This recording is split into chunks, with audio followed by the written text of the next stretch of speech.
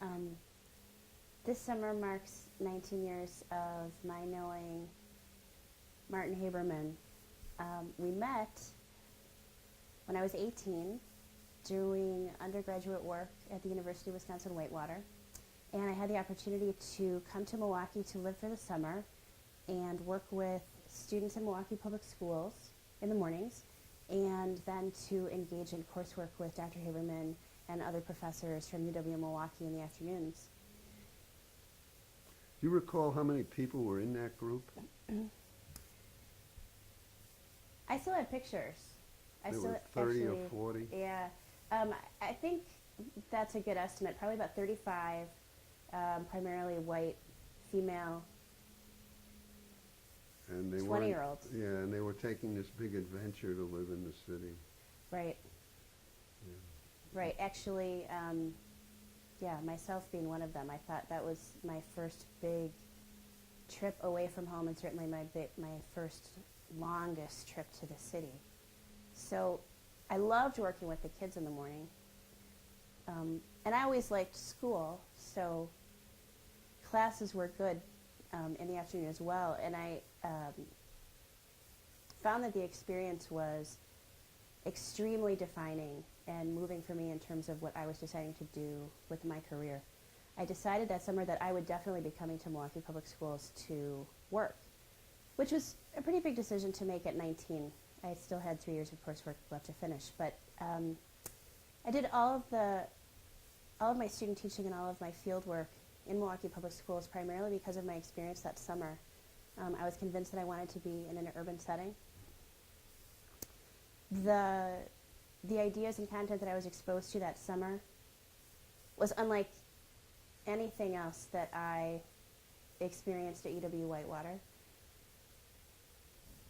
It prepared me and excited me to come to Milwaukee Public Schools, and 16 years later, I'm still here. I'm still happily here. So I think that summer I was definitely in the mode of wanting to come to work in poor urban schools to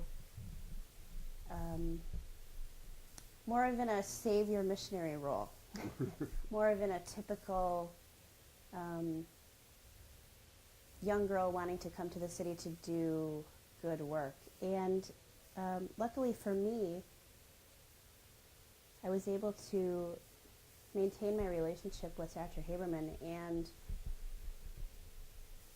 after years of experience in MPS and then also with revisiting work with Dr. Haberman to push my thinking about urban teaching and about children living in poverty and children who rely on public schools as their primary chance to make a life for themselves, that really changed my thinking. So my PhD would, I don't know actually that I would have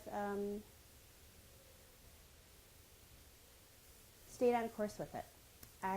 Dr. Haberman, as well as a couple of other professors that I met along the way, really defined that experience for me. And a doctorate isn't, that experience isn't defined by the university. It's defined by the few, if you're lucky, professors who take an interest in you and make a commitment to you. So Your dissertation was very special. You did a dissertation dealing with white privilege. And that was very special.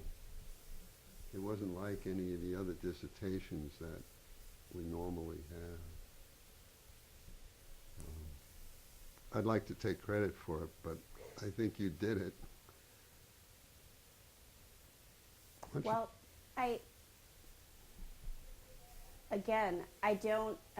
I'm quite certain that there wouldn't have been many professors that would have wanted to take that on.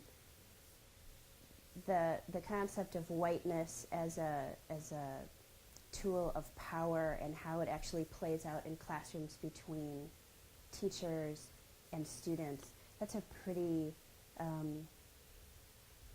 loaded topic. And you're right, it's not like a lot of other dissertations.